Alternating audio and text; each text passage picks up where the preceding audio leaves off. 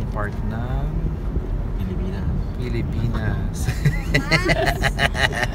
Totoo naman. Nga, sa West part. West, Pangasinan. Ito yung pinakadulo. Oo.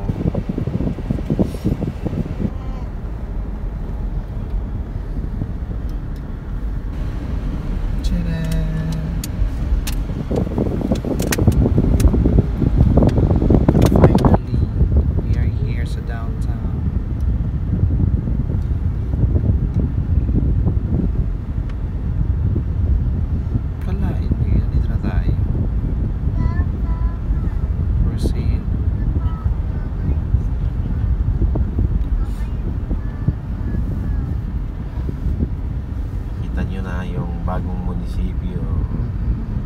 Ito yung bagong munisipyo ng Bulinaw.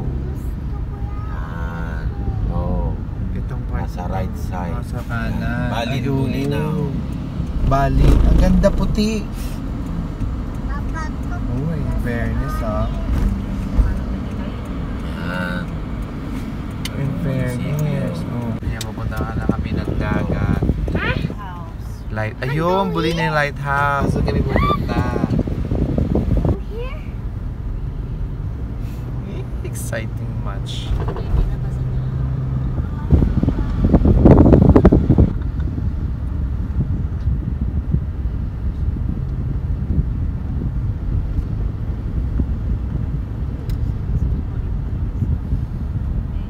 Are finally here.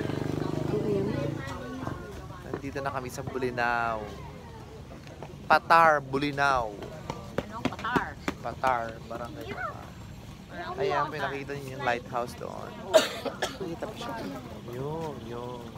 Hi! Yan. Lighthouse. Lighthouse.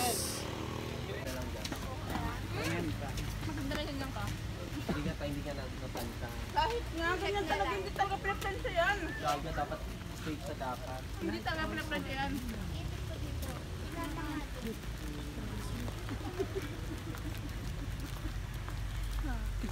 Kakasali na sila. Sorry po. That's okay, no problem.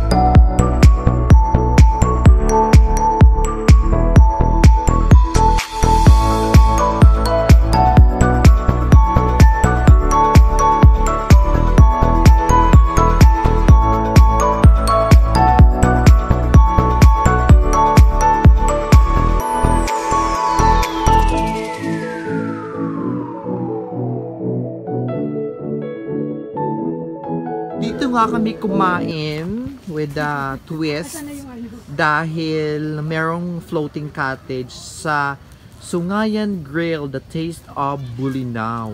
Ayan, so makikita nyo doon sa gawin yun, nandun yung floating cottage. Diba? So, floating restaurant. Beach. Sungayan Grill. Ang dami na.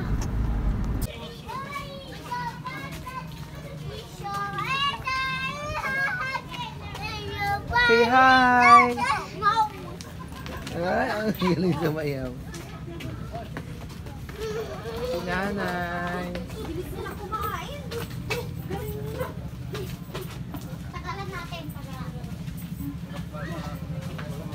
So this is the River Cruise Race. Anong letter yan? Basahin mo.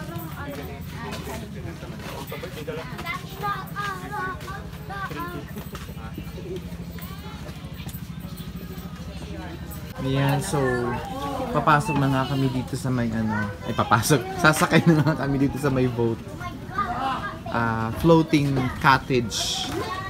Ang pangalan ng aming floating cottage ay si Natalia. Tadaan! So, merong buffet dito. Kanina ang daming tao rito, as in, hindi kami nakapag-book kasi. So, ang ginawa namin is bumalik kami ulit for us to be able to experience. Ayan ang nanay. Wala naman at least experience mo.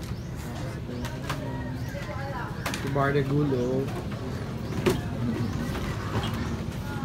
Ayan, nakikita nyo, mayroong motor. Gabi na. Wala kang dalang. Tapos hinihila yung Doon sa Sabangan, ang layo. hinihila yan si Kuya Motor. O, yan. Yan yung floating cottage. Ito. Uy, may isda. Saan? So, isa nga sa mga atraksyon ng mga turista o mga dumadayo dito sa floating cottage ay itong floating house na ito, yung floating cottage. Na kung saan, hihilahin ng bangka, ayun yung bangka, tapos, iikot siya doon. Maniobra pa ganun. Diyan. Hanggang doon. So, nakikita niyo may mga floating cottage. Tapos, habang kumakain yung mga guest, eh siya namang iikot ng bangka na gaganon. Para medyo ma-enjoy naman nila yung yung floating cottage dito sa may Bulinaw. Kasama ko syempre ang aming hi! Si Ma'am Rhea. Thank you. It was a lovely experience. Kuya Homer. Birthday rin kasi ni Potpot ngayon. Yung youngest na anak ni Kuya Homer. Ate. Ayan na si Potpot. Ayan. There. Floating na nga kami. Floating na. Ayan. At of course, si Dingling.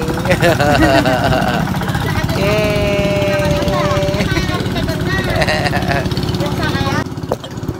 Manin.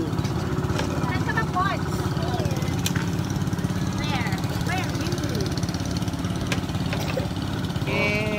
Gusto niya yung cake. Sige kasi yan. Yan yung aming kapitan.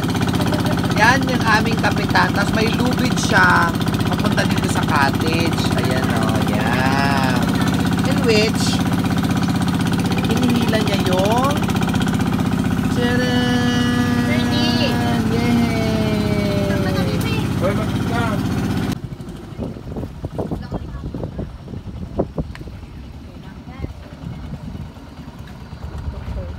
Ayan yung bangka.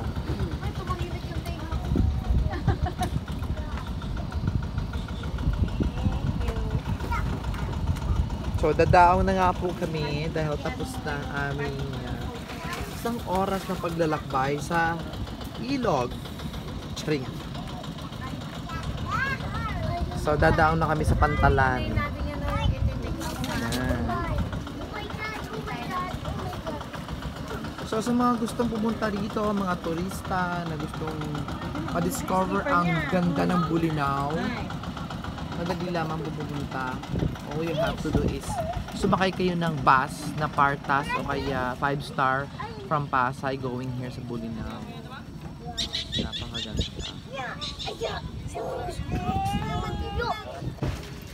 Yung mga bankero. Bankero boys. Dali lang.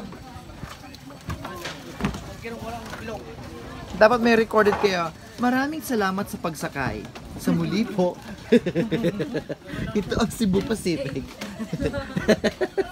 May advertisement. Okay, saglit lang. Bani,